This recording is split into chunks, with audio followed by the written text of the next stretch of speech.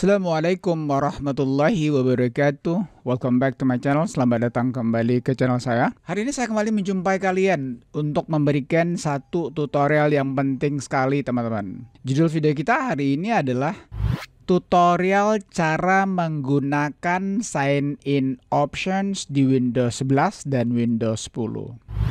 Kawan-kawan sekalian, ada banyak hal yang harus kamu ketahui menyangkut sign in options agar pengalaman menggunakan Windows kamu itu lebih aman dan lebih baik, teman-teman. Mau tahu banyak? Tonton video ini. Let's get started. Rekan-rekan sekalian, kalau kamu baru melihat video saya, baru menyaksikan channel saya, tolong bantu dong saya dengan cara subscribe. Akhir-akhir ini subscriber saya turun, teman-teman. Mungkin saya jarang lagi mengundang mereka ya. Nah, teman-teman, ada banyak fitur di sign in option atau opsi masuk bahasa Inggrisnya ya yang harus kamu ketahui. Nah, sekarang tanpa lama-lama, mari langsung saja kita masuk ke settingan sign in option tersebut. Kamu pertama-tama pencet saja Windows logo plus I. Ini shortcut untuk setting, teman-teman ya. Sekarang saya pencet Windows logo plus I setting. Nah, ini dia, teman-teman ya. Nah, di setting ini, teman-teman, kamu masuk kepada ini account saya ini, account ya. Nah, di account ini teman-teman kamu turun ke bawah, lalu kamu mendapatkan sign in options. Ini ada Windows Hello, Security Key, Password, Dynamic Lock, dan lain sebagainya. Kita buka, teman-teman. Nah, di sini ini sign in option atau opsi masuk, teman-teman ya. Nah, tergantung punya kamu. Apakah kamu punya facial recognition? Ya, ini biasanya untuk laptop, teman-teman. Ini kamu lihat sini ya. Karena ini unavailable.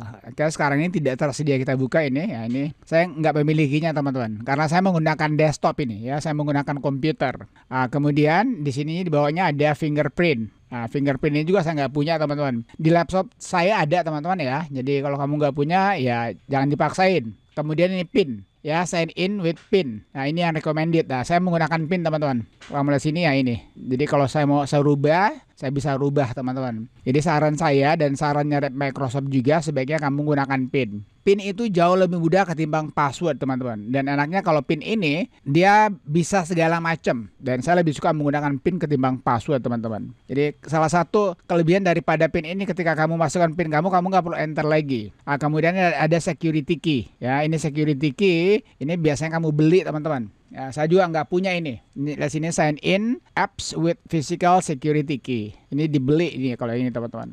Ini udah selesai, teman-teman. Kemudian kita masuk kepada ini additional settings. Ini yang paling penting juga, teman-teman. Kalau kamu lihat sini ya, ini yang sekarang yang pertama dulu. For improved security, only allow Windows Hello sign in for Microsoft account on this device. Ini recommended. Nah, sebaiknya teman-teman kamu on kan atau kamu centang yang ini. Ya, kamu centang. Ya, ini kan off nih. Jadi kamu centang. Kenapa? Untuk lebih amannya. Jadi setiap kali kamu masuk, teman-teman, ke semua untuk account Microsoft kamu menggunakan Windows Hello ini. Ya, jadi ketika kamu ingin masuk kepada Microsoft account kamu menggunakan ini. Oke. Nah, kemudian if you been away when you should require to sign in again. Nah, ini, teman-teman. Nah, misalnya nih, kamu pergi meninggalkan desktop kamu atau kamu pergi meninggalkan laptop kamu. Nah, ini ada pilihannya, teman-teman. Apakah 15 menit atau every time? Jadi setiap kali kamu meninggalkan dia masuk ke dalam dia tiba-tiba saja terlock atau dia masuk mode sleep. Berarti kalau every time, teman-teman, kamu setiap kali itu kamu harus masuk menggunakan sign in option. Ada juga 1 menit, 3 menit, 5 menit, dan 15 menit. Ya, tergantung kebutuhan kamu lah. Nah, kalau saya pribadi selalu menggunakan 15 menit, teman-teman. Jadi ketika saya tidak menggunakan selama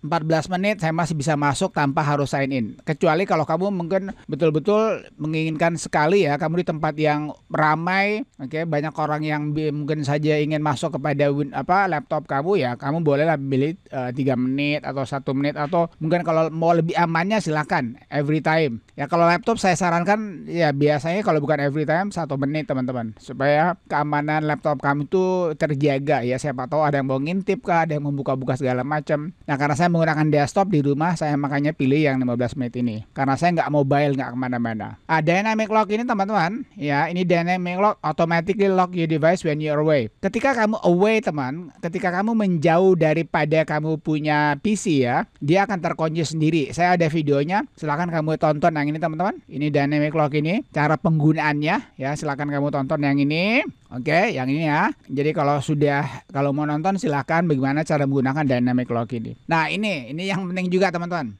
Kalau kamu suka aplikasi yang kamu buka ya, kemudian kamu tutup Windows kamu, nah ini dia restartable apps and restart them when I sign in back. Jadi ketika kamu tutup ya, dia akan kembali lagi teman-teman. Tapi kalau kamu nggak mau, kamu off-kan aja begini. Jadi kalau kamu mau buka kembali aplikasi yang sementara kamu buka, lalu dia tertutup, dia akan terbuka lagi, maka kamu kasih begini. Tapi kalau kamu tidak ingin dia terbuka kembali, ya silakan kamu tutup gini aja. Jadi kalau ini sih terserah kamu. Nah ini baiknya teman-teman, ini kebagusannya ketika kamu on-kan begini, maka semua aplikasi yang pernah kamu buka sebelumnya, ya dia akan terbuka kembali. Kalau kamu nggak mau dia menyuruh terbuka, silakan kamu off-kan aja gini. Nah kemudian show account details such as email, my email, address on the sign in screen. Ini maksudnya teman-teman, ketika kamu mau sign in, kamu ingin semua email kamu itu kelihatan, silakan kamu on-kan begini. Nah karena saya nggak mau teman-teman, maka saya off-kan aja gini. Jadi ini sih tergantung kamu lah. Nah yang terakhir, use my sign in info automatically finish setting up after an update. Nah jadi kalau ini teman-teman, maksudnya ketika kamu selesai mengupdate ya, kamu punya PC